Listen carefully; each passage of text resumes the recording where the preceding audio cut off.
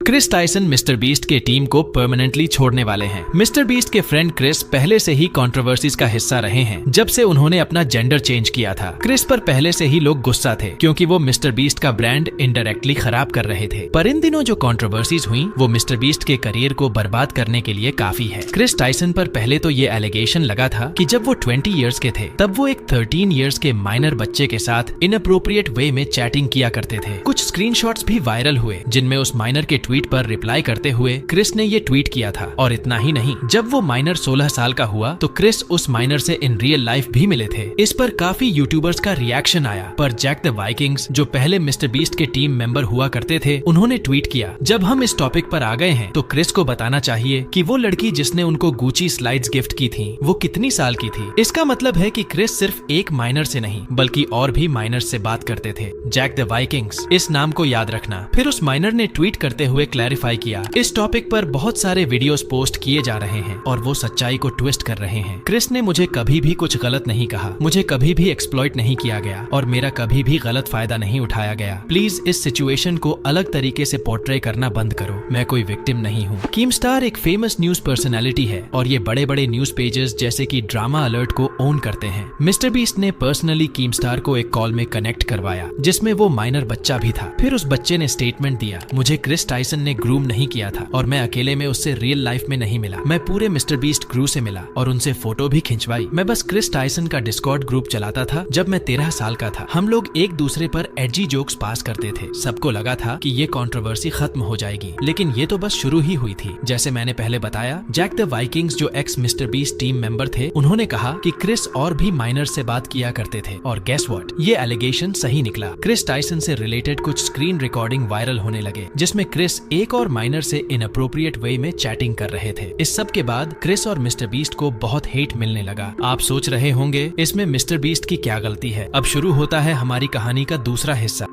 एक online artist है by the name of शैडमैन जिसको पॉपुलैरिटी मिली है उनके डिस्गस्टिंग पेंटिंग्स के लिए जिसमें ये लोगों को गलत वे में बनाते थे। तो ये 2016 की बात है जब एक बंदे ने शैडमैन के पोस्ट के नीचे कमेंट किया था, ड्रॉ कीमस्टार्स daughter giving dash to Trump. उस पर शैडमैन ने रिप्लाई किया, ओनली इफ ट्रम्प विंस। और as we all know Trump elections जीत चुके थे। तो शैडमैन ने एज प्रॉमिस्ड कीमस्टार की डॉटर को ट्रम्प के साथ ड्रॉ किया और सरप्राइजिंगली क्रिस ने इस पोस्ट को लाइक किया था। क्रिस और शैडमैन का कनेक्शन और ज्यादा हुआ जब क्रिस ने शैडमैन की ड्राइंग खरीदी थी। उन्होंने इस पर ट्वीट किया, bonus fidget spinners to really throw in some extra autism. और क्रिस ने अपने लिविंग रूम में इस पेंटिंग को लगाया था और उस टाइम मिस्टर बीस्ट और क्रिस रूममेट्स हुआ करते थे। मतलब मिस्टर बीस्ट ये सब होते हुए देख रहे थे। तो कल जब ये सब वायरल हो रहा था तो जैक द वाइकिंग्स ने कहा, जिमी न्यू, मतलब मिस्टर बीस्ट को ये सब पता है। जैसे ही ये सब वायरल हुआ क्रिस ने अपने सारे ट्वीट्स डिलीट कर दिए। इसके बाद एक और मिस्टर बीस्ट के एक्स एम्प्लॉई ने ये वीडियो पोस्ट किया। My name is Dawson. I worked at Mr. Beast from February to May of this year, 2024. Chris is the tip of the iceberg. And when Jake the Viking says Mr. Beast knew, yeah, Mr. Beast knew.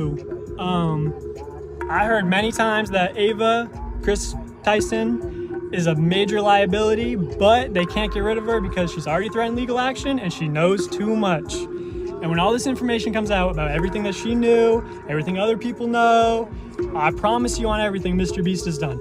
Amazon, if you can get your money back, get your money back. उन्होंने basically कहा कि जो कुछ भी अब leak हुआ है ये तो सिर्फ टिप ऑफ द आइसबर्ग है। उन्होंने कहा कि मिस्टर बीस्ट की टीम के अराउंड बहुत कुछ चल रहा है और धीरे धीरे करके सब कुछ रिवील होगा। मिस्टर बीस्ट और क्रिस को तो हेट मिल रहा था, उसके साथ साथ काफी बड़े यूट्यूबर्स को भी हेट मिलने लगा। आप सोच रहे होंगे कि बाकी यूट्यूबर्स को क्यों हेट मिल रहा है। जब इसी टाइप का सेम इंसिडेंट डॉक्टर डिसरिस्पेक्ट के साथ हुआ था तो सब लोग उन पर टूट पड़े थे, पर जब क्रिस ने वही सेम हरकत की तो किसी की तरफ से कोई भी रिस्पॉन्स नहीं आए। एक्सक्यूसी ने भी दूसरे क्रिएटर्स को कॉल आउट किया जो क्रिस टाइसन के खिलाफ कुछ नहीं बोल रहे हैं। उन्होंने कहा कि कई बड़े यूट्यूबर्स इस चीज के बारे में बात नहीं कर रहे हैं। ऐसा क्यों? क्या ये इसलिए है कि क्रिस LGBT कम्युनिटी से हैं और ट्रांसजेंडर हैं? कुछ लोग एग्जाम्पल शेयर करने लगे कि जब डॉक्टर डिसरिस्पेक्ट का सीन हुआ था तब कैसे कुछ बड़े यूट्यूबर्स ने स्ट्रेट फॉरवर्ड ट्वीट करके बोला था कि उन्होंने घटिया हरकत किया है। लेकिन क्रिस टाइसन की सिचुएशन में ये यूट्यूबर्स बहुत ही डिप्लोमेटिक ट्वीट्स करने लगे, जैसे कि पोकेमॉन डॉक्यूमेंट ने ट्वीट किया, एक ट्रांसजेंडर पर्सन ने अगर कुछ गलत किया है तो पूरी कम्युनिटी को ब्लेम मत करो। इसके बारे में लोगों का कहना है कि अगर इन लोगों ने क्रिस के बारे में कुछ बोला